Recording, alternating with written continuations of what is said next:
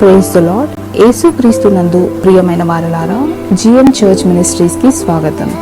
ఈ మినిస్ట్రీస్ ద్వారా అనేకులు దీవించబడుతున్నారు. ఈ ఛానల్ ద్వారా దేవుని సత్యవాక్యం పరిశుద్ధాత్మ ప్రేరేపణతో అభిషేకించబడిన దైవజనులైన టిఆర్ రతీష్ గారు మరియు సిస్టర్ దేవి రతీష్ గారులచే అందించబడును.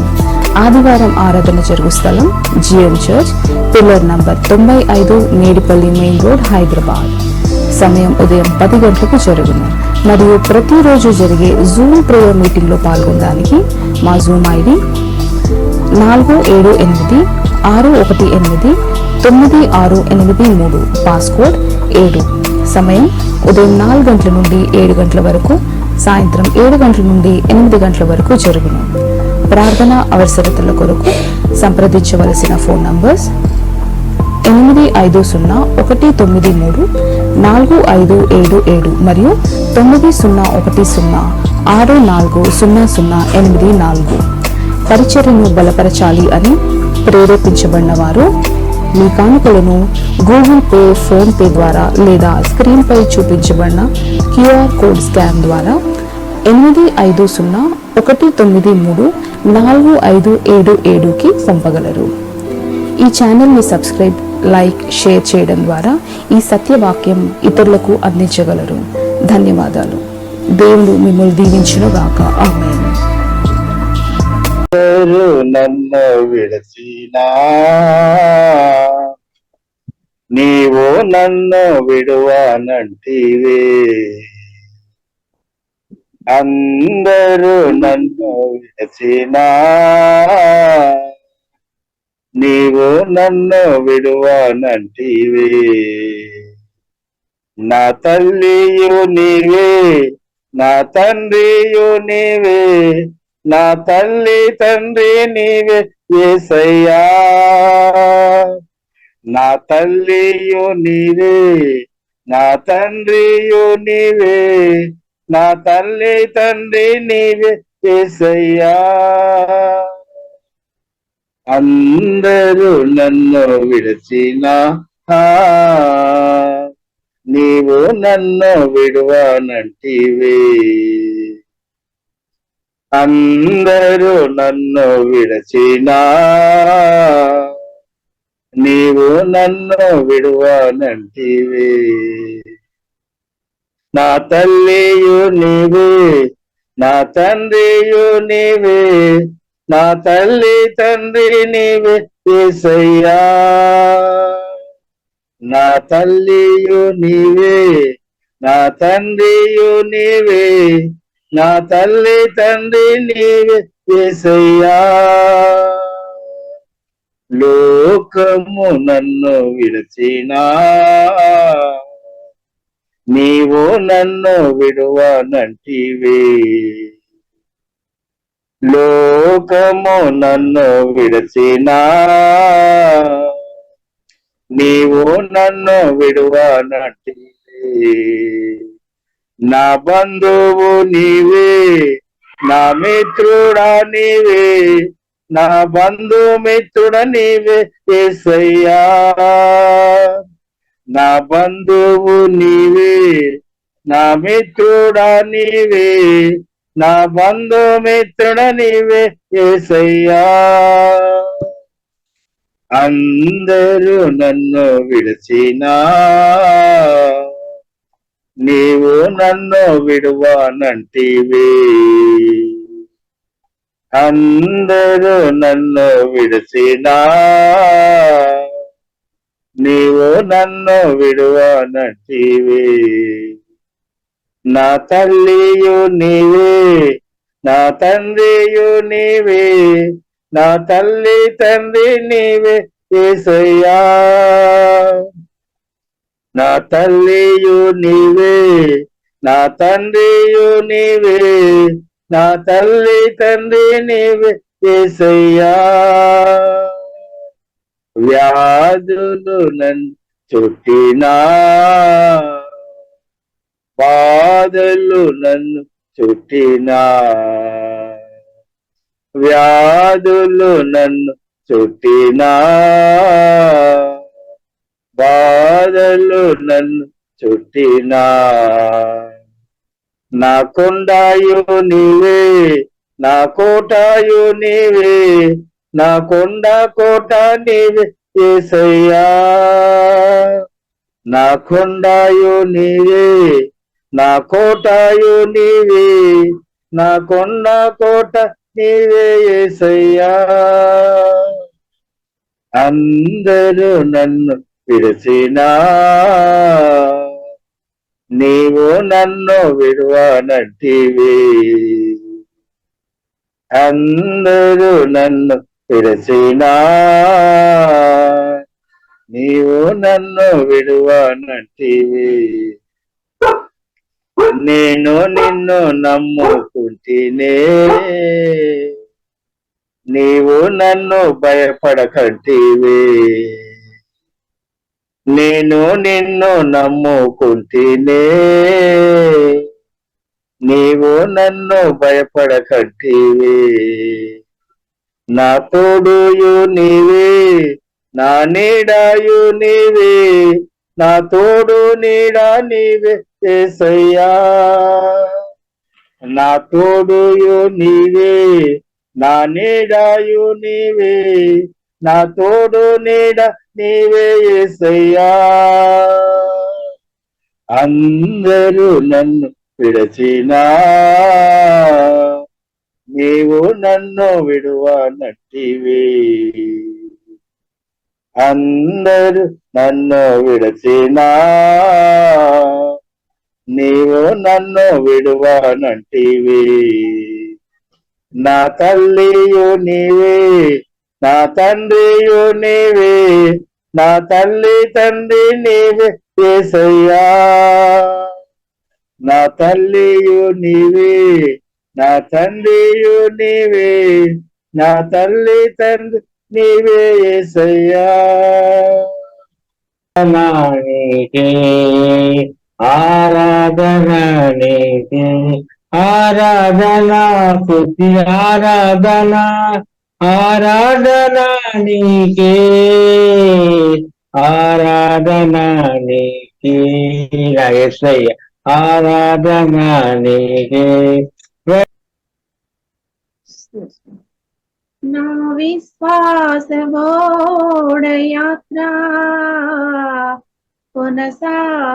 కొనసాగుచున్నది. నా విశ్వాసమోడయాత్ర కొనసాగుచున్నది. కొనసాగించి యేసు నాకు తోడుండగా, కొనసాగించే యేసు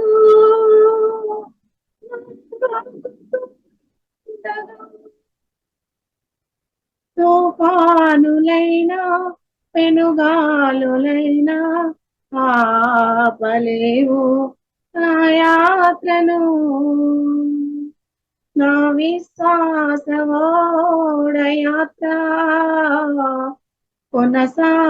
కొనసాగుచున్నది. నా విశ్వాసమోడయాత్ర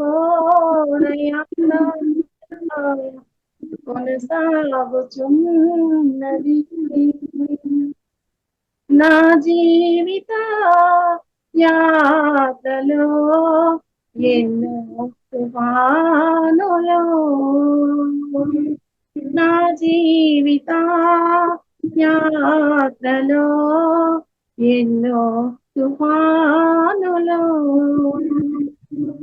అయినా నా యేసు నాకు పక్షమై ఉండగా, అయినా నా యేసు నాకు పక్షమై ఉండగా, తుఫాను నాపి పెనుగాలు ననచి నడిపించును నా యేసయ్యా. తుఫాను ననచి పెనుగాలు నాపి నడిపించును నా యేసయ్యా. నా విశ్వాసమోడయాత్ర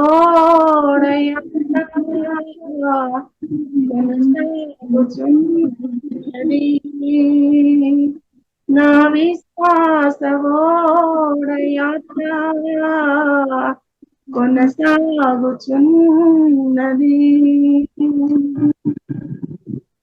సియోనుకే నా పయనం ఆగదు ఏ చోట. సియోనుకే నా ఓడ పయనం ఆగదు ఏ చోట. విశ్వాసముతోనే కొనసాగించి తిని ఈ యాత్రలో, విశ్వాసముతోనే ఆరంభించి తిని ఈ యాత్రలో. సియోనుకే నా ఓడ పయనం నడిపించుము నా యేసయ్యా. సియోనుకే నా ఓడ పయనం నడిపించును నా యేసయ్యా. నా విశ్వాస ఓడ యాత్ర కొనసాగుచున్నది. నా విశ్వాస ఓడ యాత్ర కొనసాగుచున్నది. నీతి సూర్యుడు ఉదయించు వేళ ఇలలో ఆనందమే. నీతి సూర్యుడు ఉదయించు వేళ ఇలలో ఆనందమే. సూర్యోదయము కోసమే నీ వేచి ఉన్నాను. సూర్యోదయము కోసమే నీ వేచి ఉన్నాను.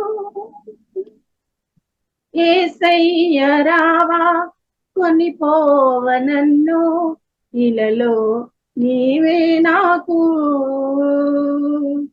యేసయ్య రావా కొనిపోవ నన్ను ఇలలో నీవే నాకు. నా విశ్వాస ఓడ యాత్ర కొనసాగుచున్నది. నా విశ్వాస ఓడ యాత్ర కొనసాగుచున్నది. కొనసాగించే యేసు నాకు తోడుండగా. కొనసాగించే యేసు నాకు తోడుండగా. తుఫాను నాపి పెనుగాలు ననచి నడిపించును నా యేసయ్యా.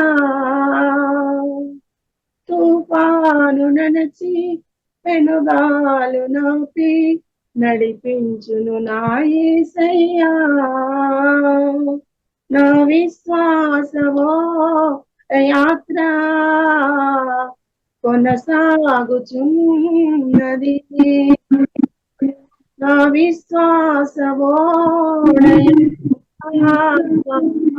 కొనసాగుచున్నది. హల్లెలూయా. అందరికీ దేవుని నామమున స్తోత్రం కలుగును గాక. మరి ఇంతవరకు దేవుడు ఇచ్చిన కృపను బట్టి ఈ ఆరాధనలో తోడుగా ఉన్నాడు మనకి. మరి కాచి కాపాడి ఇంతవరకు మనల్ని ఆయన రెక్కల చాటున భద్రపరిచినందుకు వేలాది కోట్లాది వందనాలు చెల్లిస్తున్నాము. మరి దేవుడు మనకు ఏమి చేసి ఉన్నాడో ఇచ్చిన సమయాన్ని బట్టి దేవునికి వేలాది కోట్లాది వందనాలు. మరి బ్రదర్ని బట్టి దేవునికి స్తోత్రం.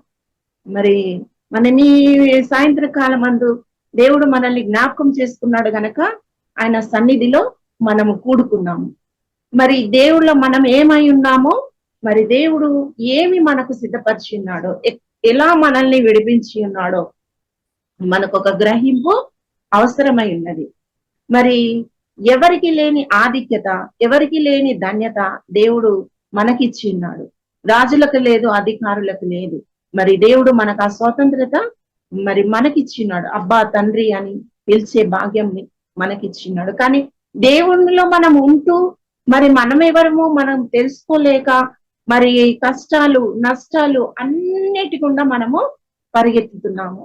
కానీ దేవుడు మన చుట్టూ మనతోనే ఉన్నాడన్న అది గ్రహింపు మనకు వస్తే పరలోకపు ఆశీర్వాదాలు, ఇహలోకపు ఆశీర్వాదాలు మనకు దేవుడు అనుగ్రహించి ఉన్నాడు గనక ఆ యొక్క ప్రత్యక్షతని మనం పొందుకోవాల్సిన వారమై ఉన్నాము. మరి మనం ఎఫెసీలకు రాసిన పత్రిక 2వ అధ్యాయము 11 నుంచి 13 వచనాలు మనం చూసినట్లయితే ఇంతకు ముందు మనం ఏమై ఉన్నాం కాబట్టి మునుపు శరీర విషయమై ఉండి శరీరమందు చేతితో చేయబడిన సున్నతి గలవారు అనబడగా వారి చేత సున్నతి లేని వారు అనబడిన మీరు అంటున్నాడు ఇక్కడ. అంటే సున్నతి ఎవరికి చేయబడింది? దేవుడు మొట్టమొదటగా యూదులకు మాత్రమే అబ్రహాము సంతానమునికి సున్నతి చేయించుకోవాలన్న ఒక నిబంధన వారికి పెట్టినాడు. కానీ వారి ముందు మనం ఎలా ఉన్నామంట? సున్నతి ఉన్న వారి ముందు మనం లేని వారముగా ఉన్నామంట. ఇక్కడ ఆ కాలమందు ఇశ్రాయేలు సహా పౌరులు కాక, ఇశ్రాయేలుతో సహా పౌరులు కాక పరదేశులను, వాగ్దానము లేని, నిబంధన లేని పరజనులను, నిరీక్షణ లేని వారును, లోకమందు దేవుడు లేని వారై ఉండి. అవును, మనకు దేవుళ్ళు అనబడిన వారు ఉన్నప్పటికీ కూడా మనము వ్యర్థమైన వాటిని వెతికి ఉన్నాము. నిజమైన దేవుణ్ణి మనము ఎరగకున్నాము. మరి ఆయన నిబంధనలో మనం లేము ఇంతకు ముందు. మరి ఇశ్రాయేలు ప్రజలు అయితే, యూదులైతే ఆయన నిబంధన వారై ఉన్నారు. అయితే క్రీస్తుకు దూరస్తులై ఉండి ఈ దూరస్తులై ఉండిరని మీరు గ్రహింపకము చేసుకొనుడి. అంటే క్రీస్తుకు మనం దూరంగా ఉన్నామని దేవుడు మనకు గుర్తు చేస్తున్నాడు. ఆయనను మునుపు దూరస్థులమై ఉన్న మీరు ఇప్పుడు ఆయనకు సమీపస్థులమై ఉన్నాము. ఎందుకు? దేవుడిని మనము యేసు ప్రభు మనకు ప్రభువుగా మనం ఒప్పుకున్నాము, హృదయంలో విశ్వసించున్నాము, నోటితో ఒప్పుకున్నాము. ఆయనని సొంత రక్షకుడుగా, ఆయన రక్త సంబంధిగా మనం ఎప్పుడైతే ఆయనలోకి వచ్చి ఉన్నామో, మరి ఇశ్రాయేలుతో మరి నిబంధన కలిగిన వారమై, అబ్రహాము సంతానమై, యేసు ప్రభు రక్త మరి నిబంధనలోనికి మనము వచ్చి ఉన్నాము. ఇక్కడ ఇంతకు ముందు మనం అన్యజనులమై ఉన్నాము, దేవుణ్ణి ఎరగని వారమై ఉన్నాము, ఆయన రాజ్య సంబంధమై లేము మనము. ఇప్పుడు మనము ఆ రాజ్య సంబంధమై ఉన్నాము. రాజ్య సంబంధమై మనం ఉంటున్నాము అనుకుంటూ మరి మన దూరస్తులుగా ఉన్నామా, మనం ఎలాగా ఉన్నామా అని అనేది మనకు ఒక ప్రశ్న. ఇప్పుడైతే మనము నిబంధనలో ఉన్న వారమై ఉన్నాము. ఇక్కడ ఎగ్జాంపుల్, మరి ఒక భార్య భర్తని పోల్చుకుంటే సంఘాన్ని కూడా మరి దేవుడు ఒక వధువు సంఘంగా చూస్తున్నాడు. నిన్ను సృజించిన వాడు నీ భర్త ఉన్నాడు అని అంటున్నాడు. ఎప్పుడైతే మనం యేసు ప్రభువుని మరి మనం అంగీకరించి ఆయన సహవాసంలోనికి, రక్త సంబంధంలోకి వచ్చినామో, ఆయన సంఘంలో చేర్చబడ్డామో, ఆయన సంఘ నిబంధనలోనికి, సహవాసంలోనికి మనము వచ్చినాము. ఒక భార్య భర్తలను చూసుకుంటే ఇక్కడ ఎప్పుడైతే భార్యకు పెళ్లి అవుతుందో ఆ భర్త యొక్క ఇంటి పేరు, ఆయనకు సంబంధించిన దాని మీద అంతటిన అధికారము భార్యకు వస్తుంది. అలాగనే మనము క్రీస్తు నిబంధనలోనికి ఆయనని మనము మన ప్రభువుగా అంగీకరించి ఉన్నాము గనక మనకు ఆయన ఏదైతే మనకు ఉంచి ఉన్నాడో, ఏదైతే మన కోసం నెరవేర్చి ఉన్నాడో అవన్నిటికీ మనము హక్కుదారులమై ఉన్నాము. ఇక్కడ సురపెనుక ఒక స్త్రీ వచ్చి ఏమంటుంది అనంటే, తన కుమార్తె మరి దేవుణ్ణి ఎరిగి ఉండలేదు అని. తన కుమార్తె మరి దయ్యము పట్టినదై మరి దేవుడి దగ్గరకు వచ్చి ఏమంటుందంటే, యేసు నా కుమార్తెని నువ్వు బాగు చేయమంటుంది. అప్పుడు దేవుడు ఏమంటున్నాడు, నేను మరి నిబంధన కలిగి ఆయన ఇశ్రాయేలు ప్రజల కోసం నేను వచ్చి ఉన్నాను, కానీ మీకోసం నేను రాలేదంటున్నాడు. కానీ విశ్వాసం, ఇక్కడ స్త్రీది విశ్వాసం చూస్తున్నాడు ఆయన. మనలో కూడా విశ్వాసం చూస్తాడు ఆయన. ఏ విధంగా మనం ఉన్నాం, ఎంత విశ్వసిస్తున్నాం అనేది మనకు ముఖ్యమైనది. ఏమంటున్నాడు, మొదట నా పిల్లలు తృప్తిపరచబడిన తర్వాతనే నేను ఇతరులకు అంటున్నాడు. అక్కడ బల్ల మీద మరి ఆయన రొట్టెలు, మరి బల్ల కింద పడ్డ రొట్టెలు మరి ఏరుకొని తిన కుక్కలు మరి బ్రతికినాయి కదా అని అంటుంది ఆమె.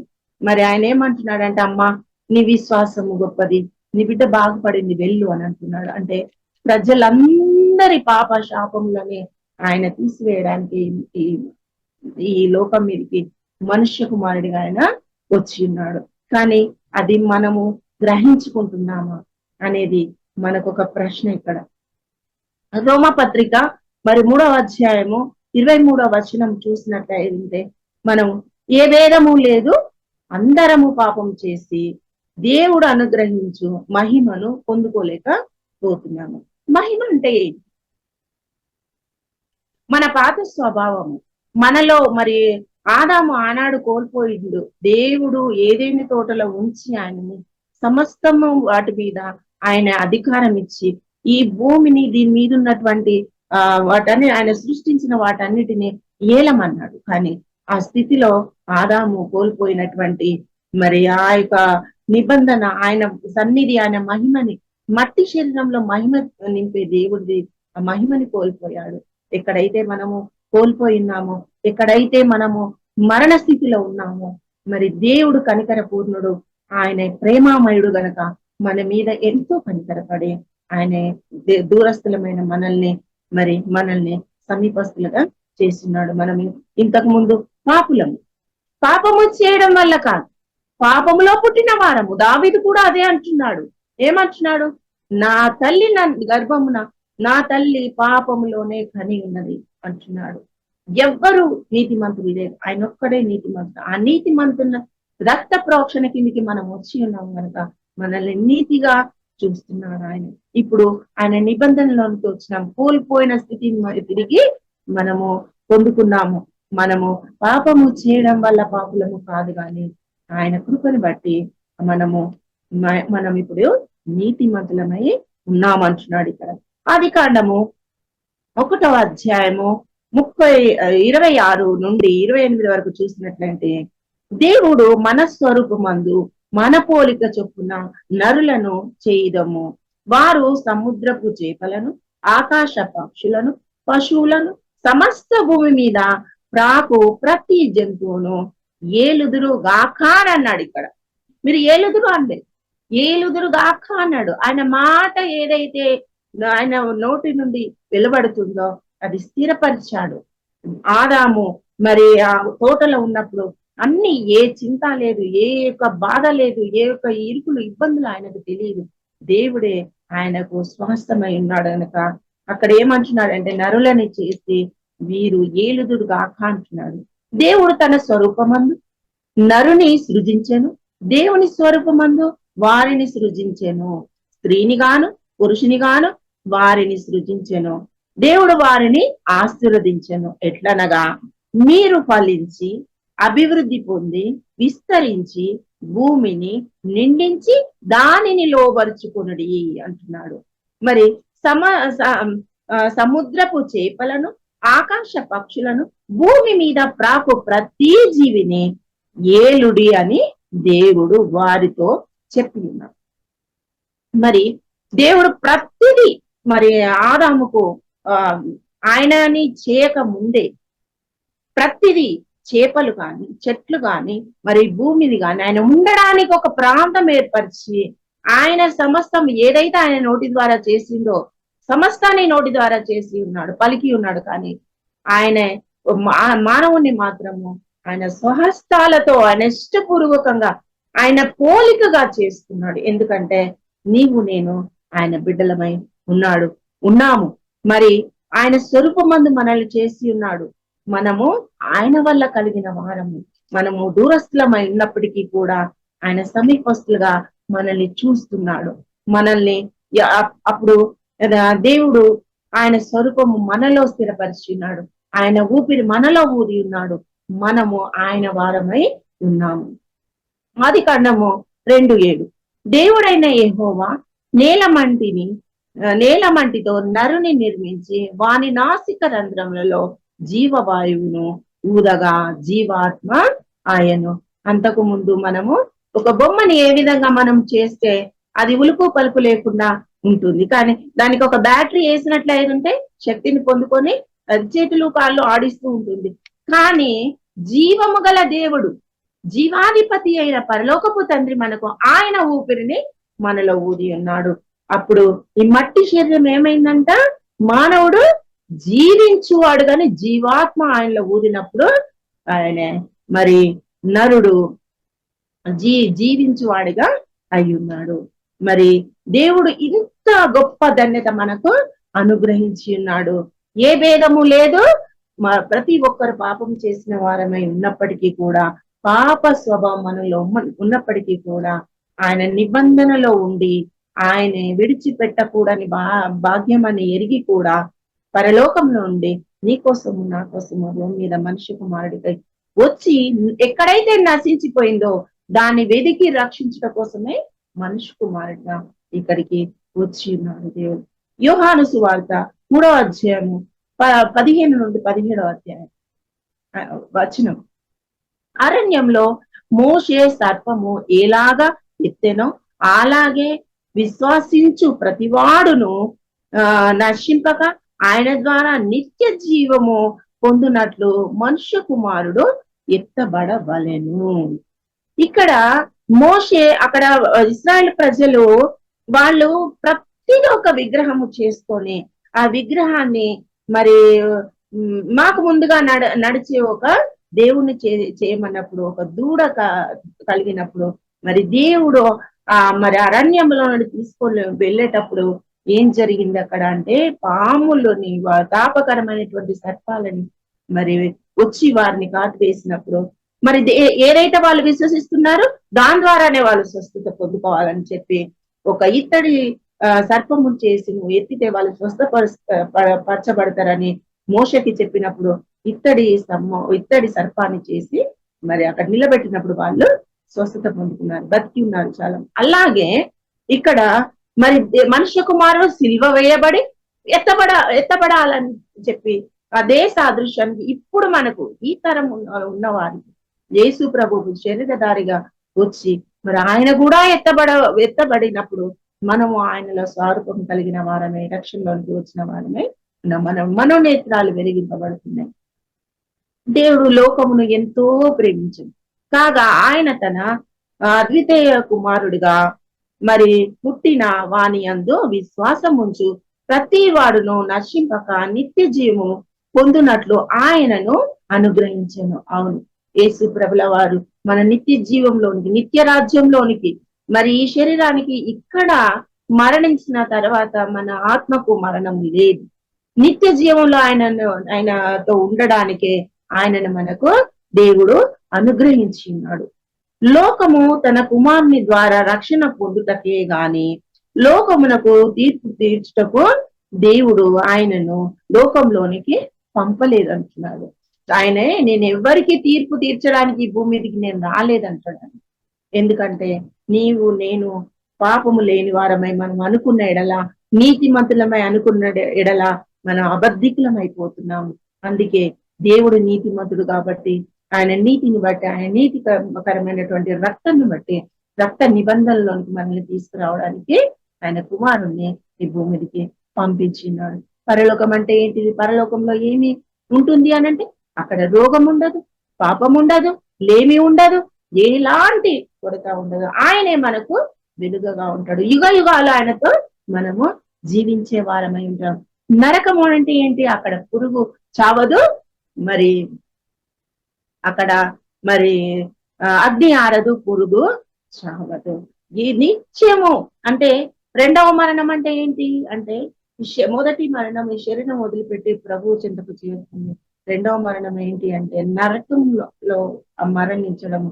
ఆత్మకు మరణం లేదు కానీ అది యుగ యుగాలు మరి కాలుతూ ఉంటుంది. కాబట్టి శ్రమ. ఎందరైతే ఆయనను అంగీకరిస్తారో ఆయన కుమారులు అనబడటం ఆయన అధికారము ఇచ్చినాడు.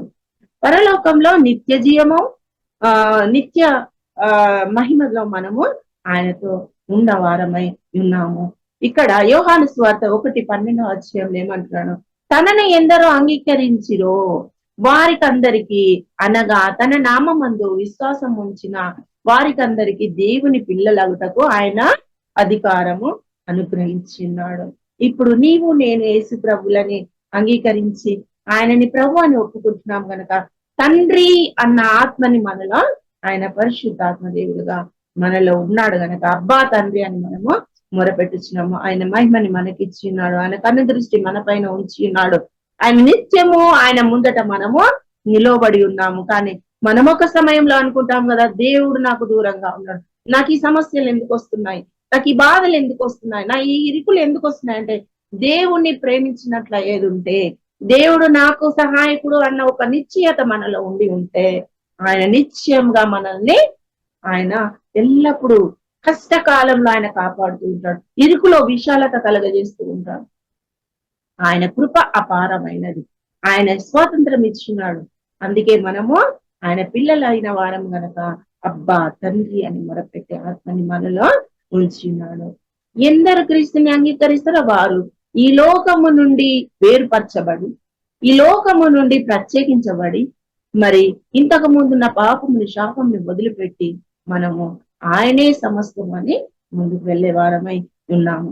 యోహాను సువార్త 10:10 దొంగతనమును హత్యను నాశనము చేయుటకు వచ్చును గాని మరి దేనికి రాడు, గొర్రెలకు జీవము కలగజేయుటకును అది సమృద్ధిగా కలుగుటకును నేను వచ్చి తినని మీతో నిశ్చయముగా చెప్పుచున్నాను అని చెప్పుచున్నాడు. ఇక్కడ యేసు ప్రభుల వారు నేను నా గొర్రెలు నా స్వరం వింటాయి. ఆయన కాపరి, నిజమైన కాపరి అంటున్నాడు. ఆయన ప్రాణం పెట్టుడంతగా నన్ను ప్రేమించున్నాడు. కానీ దొంగ ఎందుకు వస్తున్నాడు? మన మనసులోకి వచ్చి, మన తలంపులోకి వచ్చి, మన సమస్యలు ఎదుటి వాళ్ళ ద్వారా అనేక విషయాలు మనకు తీసుకొని వచ్చి నిరాశలో పోయేలాగా, దేవుణ్ణి మర్చిపోయేలాగా చేస్తున్నాడు. కానీ ఇక్కడ ప్రభు ఏమంటున్నాడు? నేను జీవమును, నిత్య జీవమును ఇయ్యడానికే మీ దగ్గరికి నేను వచ్చినాను అంటున్నాడు. నిజమైనటువంటి కాపరి ఆయన, నిజమైనటువంటి ప్రేమికుడు ఆయన. ఆయన ప్రేమ మరణము కంటే గొప్పది ఆయన. ఎందుకంటే నీ కోసం నా కోసం ఆయన మరణమై ఉన్నాడు గనక మరణముని ఆయన లెక్క చేయలేదు. ఆయనని బంధించే స్థితిలో ఉంచడానికి ఎవరికి అధికారం లేదు. కానీ ఆయన నీ కోసం నా కోసం ప్రాణం పెట్టడానికి వచ్చింది కాబట్టి పెట్టి ఉన్నాడు. ఆయనని ఎవ్వరు బంధించి ఉండడానికి వీలు లేదు. ఆయన రోమపత్రిక 5వ అధ్యాయము 17వ వచనం, మరణము ఒకని అపరాధముల వలన వచ్చినదై ఆ ఒకని ద్వారా ఏలిన ఎడల కృప బాహుల్యము నీతి జ్ఞానము పొందువారు జీవము గలవారై మరీ నిశ్చయముగా యేసుక్రీస్తును ఒకని ద్వారానే వేలుదురు అంటున్నాడు. మరి ఆదాం ద్వారా మరణం వచ్చింది, ఒకరి ద్వారా మరణం వచ్చింది. ఆ మరణము మరి కొట్టివేసి మనకు నిత్య జీవాన్ని ఇవ్వడానికే మనుష్య కుమారుడికి ఈ భూమికి వచ్చి ఉన్నాడు. ఆయన జీవము గలవారే. ఆయనను అంగీకరించిన వారం ఎలా ఉన్నావట? జీవము గలవారమై మరీ నిశ్చయముగా యేసుక్రీస్తు ఒకని ద్వారానే మనము ఏలుచున్నాం, భూమిని ఏలుచున్నాము. కష్టమైన, ఇరుకైన, ఇబ్బంది అయినా, వస్త్రహీనత అయినా, లేమి అయినా కానీ ఆయన నుండి మనల్ని ఎడబాపు వారు ఎవరు లేరు అంటున్నాడు ఆయన. యోహాను సువార్త 1:12 ఇక్కడ మనకు ఆయన అధికారం ఇచ్చున్నాడు. ఆయన మరి ఇంతకు ముందు మరి పాపము, మరణము, రోగము, లేమి, దరిద్రత ఇవన్నీ మనల్ని తెలుసుకున్నాయి. అందులోనే పడి ఉన్న వారమై ఉన్నాం. కానీ దేవుడు దాని అంతటి మీద మనకు అధికారం ఇచ్చినాడు. ఏలాలి మనం వాటన్నిటిని ఏలుతూ మనము జయించు వారమై జయిస్తూ అనేకులని ఆయన మార్గంలోనికి తీసుకొచ్చిన వారమై ఉండాలి. మరి యెహోవా ఆత్మ నా పైనకి వచ్చి ఉండాలి, దీనులకు సువార్త ప్రకటించటకును, బంధింపబడిన వారికి విడుదలను, చెరలో ఉన్న వారిని విడిపించటకును ప్రభు నన్ను పంపి ఉన్నాడు. ఎందరైతే క్రీస్తుని అంగీకరించి ఉన్నారు ఆయన కుమారులు అనటకు ఆయన అధికారం ఇచ్చి ఉన్నాడు. మరి భూమి మీద ఆయన ఏలమంటున్నాడు. మనల్ని లూకా 10:19 ప్రకారము ఏమంటున్నాడు? ఇక ఇదిగో పాములను, తేళ్లను త్రొక్కుటకు నువ్వు శత్రు సమూహం అంతటి మీదను మీకు అధికారము అనుగ్రహించి ఉన్నాను. ఏది మీకు ఎంత మాత్రమును హాని చేయదు అంటున్నాడు ఇక్కడ. అవును, దేవుడు ఆయన ప్రతి అధికారాన్ని మనకి ఇచ్చి ఉన్నాడు. మరి ఆనాడు ఆదాముకి ఈ యొక్క సమస్తాన్ని, ప్రాకు పురుగులని, మరి జలంలో సముద్రంలో ఉన్న వాటిని, ఎగిరే పక్షులని, సమస్తాన్ని ఏలమని ఆయన, మీరు బందీలుగా ఉండమని లేదు, కానీ మరి భూమిని మీరు ఫలించి భూమిని నిండించమని అక్కడ కోల్పోయినది యేసు ప్రభుల ద్వారా ఇక్కడ మనకు అనుగ్రహిస్తున్నాడు. ఇక్కడ ప్రాములను తేళ్లను త్రొక్కుటకున్నానంటే అలాంటి స్వభావము, సాతాను స్వభావము ఉన్న వాటిని మనము మన పాదముల కింద త్రొక్కివేస్తూ ఏలబడిన వారమయ్యి ఆయన నిత్య రాజ్యానికి వారసులుగా మనము పొందుకోగలిగిన వారమై ఉన్నాము. మరి మనం ఈ లోకం విడిచిపెట్టినప్పుడు పరలోకమే మనకు స్వాస్థమై ఉన్నది. ఈ భూమి గతిస్తుంది, ఆకాశము సమస్తము అది మరి గతించడానికి సిద్ధంగా ఉన్నది, కానీ నువ్వు నేను నిత్య జీవంలో ప్రవేశించడానికి మనల్ని దేవుడు ఏర్పరచుకొని ఉన్నాడు. ఆయన కుమార్తెలుగా చూస్తున్నాడు. అనేక విషయాల మీద మనకు అధికారం ఇచ్చి ఉన్నాడు కనుక మన ఏ విషయం, ఈ భూలోకపు ఆశీర్వాదం మనకి ఇచ్చి ఉన్నాడు, పరలోకపు ఆశీర్వాదం మనకి ఇచ్చినాడు. భూమి మీద నీకు ఏం కావాలో నీకు సమస్తం అనుగ్రహించి ఉన్నాడు అంటున్నాడు. మరి రేపటిని గురించిన చింతపడవద్దు. రేపటి దినమట మనకేం చేయాలనేది అది చింతపడుతుందంట, రేపటి దినం చింతపడుతుందంట. కానీ మనము నీ చింత యావత్తు నా మీద మోపు అని అంటున్నాడు. మరి గడ్డి పువ్వుకు సైతం ఆయన అలంకారం అలంకరించిన ఎడల మరి సొలొమోను ఈ భూమి మీద జ్ఞానవంతుడు, కానీ అంతకంటే గొప్పవాన్ని కలిగి ఉన్నాము. పక్షులు అవి కూర్చుకొనవు, మరి కొట్లలో కూర్చుకొనవు, కానీ వాటిని కూడా పోషిస్తున్నాడు దేవుడు. భూమి మీద ప్రతిదానికి ఆహారం ఇస్తున్నాడు. నీకు నాకు ఇవ్వడానికి ఆయన సిద్ధంగా ఉన్నాం. మనం ఏమై ఉన్నాము క్రీస్తులో, మనం ఒకరికి ఆశీర్వాదకరంగా జయించు వారమై ఉండి అనేకులను మనము ఏ స్థితిలో నుండి ఆయన మార్గంలో తెలిసి ఉన్నాము. మరి ఆ స్థితిలో ఉన్న వారి కోసం మన ధైర్యము చెప్పచ్చు, ధైర్యంగా ముందుకు ఉంది. మరి పౌలు ఏమంటున్నాడు, నన్ను బలపరచు అని నేను సమస్తము చేయగలను అంటున్నాడు. నా గురి సిలువ యుద్ధకే అంటున్నాడు. మరి వెనుకున్న వాటిని మర్చిపోయి ముందున్న వాటిని నేను వెతుకుతున్నాను. అయ్యో, సువార్త ప్రకటించవలసిన భారం నా పైన ఉంది, ప్రకటించని ఎడల నాకు శ్రమ అంటున్నాడు. నేను ఎవరమై ఉన్నాము, ఆయన సమస్తం మనకు ఇచ్చిన్నాడు, పరలోకపు అధికారం ఇచ్చిన్నాడు. ఆయనలో నేను మరి కాలం ఎంతో గతించి మరి కొద్ది కాలంగా మనం ఉన్నాము కనుక ఆయన మనల్ని ఈ లోకంలో నుండి వేర్పరిచి ఉన్నాడు కనుక మనం ఎవరమో. ఆహారం కావాలంటే ప్రభు ఇస్తున్నాడు. ప్రతిది ఏదీ లోటు మనకు చేయలేదని మనకు తెలుసు. ఎన్నో సాక్ష్యాలు మన జీవితంలో, ఎన్నో దేవుడు చేసిన లెక్కించి చూడగా అవి లెక్కకు మించినే. కానీ ఈనాడు మనం బ్రతికి ఉన్నామంటే, ఈ ఊపిరి పీల్చుకున్నామంటే కేవలం ఆయన కృప, కేవలం ఆయన దయనే. మరి ఆ ధైర్యము గలవారమై జయిస్తూ మరి ముందుకే వెళ్ళాలని మన పరుగు తుదమట్టుకు బలా మంచి దాసురాలా అని ప్రభు మెప్పు పొందవారమై ఉన్నాం. భూమి మీద నీకేం కావాలో, నాకేం కావాలో అన్ని అనుగ్రహించినాడు. మరి మనము ఆయన మొదట నా నీతిని నా రాజ్యాన్ని వెతకమంటున్నాడు. ఆయన నీతి రాజ్యం ఏంటి? మరి ఈ లోకం విడిచినప్పుడు మనము ఆయనతో పాటు, ఆయనతో సమానంగా మరి మరణ పునరుత్థానంలో మనం పాలు పొందుతూ ఉన్నాము కనుక ఆయన జయించి తండ్రి కుడి పార్శ్వంలో కూర్చున్నాడు కనుక సంఘముకు ఆయన శిరస్సు ఉన్నాడు. సంఘం ఎవరు? నీవు నేను. సంఘానికి శరీరమై ఉన్నాము. ఆయన సంఘమైన శరీరము.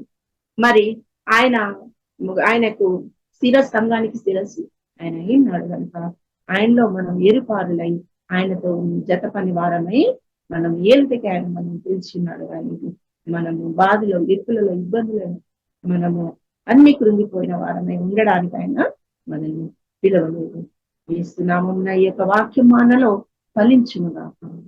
ఆమేన్. చర్చ్ మినిస్ట్రీస్ కి స్వాగతం. ఈ మినిస్ట్రీస్ ద్వారా అనేకులు దీవించబడుతున్నారు. ఈ ఛానల్ ద్వారా దేవుని సత్యవాక్యం పరిశుద్ధాత్మ ప్రేరేపణతో అభిషేకించబడిన దైవజనులైన టిఆర్ రతీష్ గారు మరియు సిస్టర్ దేవి రతీష్ గారులచే అందించబడును. ఆదివారం ఆరాధన జరుగు స్థలం GM church, pillar number 95, Medipalli main road, Hyderabad. సమయం ఉదయం 10 గంటలకు జరుగును. మరియు ప్రతిరోజు జరిగే జూమ్ ప్రేయర్ మీటింగ్ లో పాల్గొనడానికి మా జూమ్ ఐడి 4786189683, పాస్కోడ్ 7. సమయం ఉదయం 4 గంటల నుండి 7 గంటల వరకు, సాయంత్రం 7 గంటల నుండి 8 గంటల వరకు జరుగును. ప్రార్థన అవసరతల కొరకు సంప్రదించవలసిన ఫోన్ నంబర్స్ 8501934577 మరియు 9010640084. పరిచర్యను బలపరచాలి అని ప్రేరేపించబడిన వారు మీ కానుకలను గూగుల్ పే, ఫోన్ పే ద్వారా లేదా స్క్రీన్ పై చూపించబడిన QR కోడ్ స్కాన్ ద్వారా 8501934577కి పంపగలరు. ఈ ఛానల్ని సబ్స్క్రైబ్, లైక్, షేర్ చేయడం ద్వారా ఈ సత్యవాక్యం ఇతరులకు అందించగలరు. ధన్యవాదాలు. దేవుడు మిమ్మల్ని దీవించును గాక. ఆమేన్.